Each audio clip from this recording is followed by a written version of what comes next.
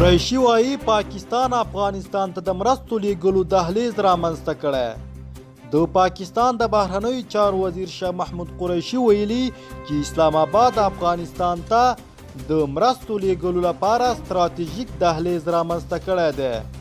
پاکستانی رسنۍ نن دوشنبه د کپ پر دویم راپور ورکړی چې دغه هیواد د بهرنیو چارو وزیر د ملګرو ملتونو د ماشومان د ملاتړ صندوق یونیسف له مدیرې سره د افغانستان بشري وضعیت ته د پاملرنې په اړه خبرې کړې دي.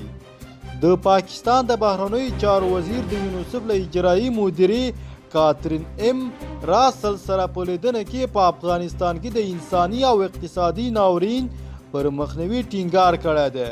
قریشي په دې لیدنه کې زیاته کړې چې د بانکي سیستمونو له پرانیستلو پرته د بشر دوستانه مرستو وړاندې کولو لپاره هڅې دوام نشي کولای او باید دغه هیواد شتمني کنګل نشي. دغه پاکستانی چارواکي ویلي چې افغانستان کې د انساني او اقتصادي ناورین د مخنیوي لپاره پاکستان افغانستان ته د مرستو لیږلو ستراتیژیکي دهلیز رامنځته کړی.